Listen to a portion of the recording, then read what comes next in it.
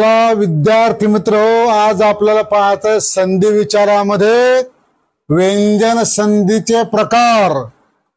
व्यंजन संधीचे प्रकार प्रामुख्याने 3 पडतात। पहिला प्रकार प्रथम व्यंजन संधी, दुसरा प्रकार तृतीय व्यंजन संधी आणि तिसरा प्रकार अनुनासिक व्यंजन संधी। या ठिकाणी पहिला जो प्रकार आहे तो प्रथम व्यंजन संधी।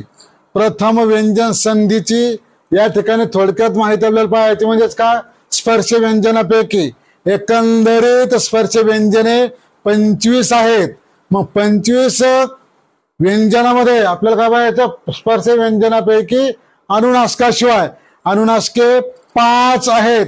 मग स्पर्श व्यंजनामध्ये अनुनासिकाशिवाय कोणत्याही व्यंजनापुढे अनुनासिकाशिवाय जे कठोर व्यंजन आले असता त्या पहिल्या जागी त्याच्याच वर्गातील पहिले कठोर व्यंजन येऊन जे संधी होते याला प्रथम व्यंजन संधी असे म्हणतात। चला तर आपण उदाहरणाद्वारे समजून घेऊया। या ठिकाणी पोट शब्द, मग एकत्र येणारे वर्ण, झालेला बदल आणि संधी।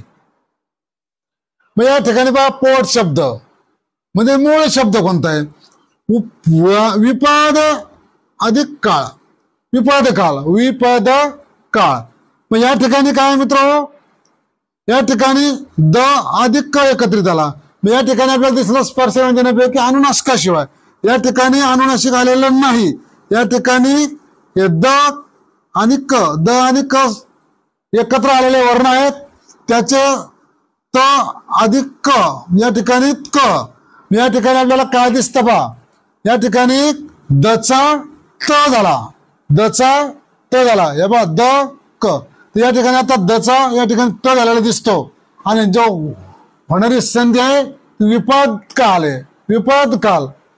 मग या ठिकाणी दचा त झाला, मग दचा त झाला, दचा पहा या ठिकाणी दिसतो तुम्हाला द हा या ठिकाणी मृदू व्यंजनामध्ये येतो। या दचा या ठिकाणी कठोर व्यंजनामध्ये प्रथम लाईन मध्ये आला, या प्रथम वर्गामध्ये आल्यामुळे याला आपण प्रथम व्यंजन संधी असे म्हणतो।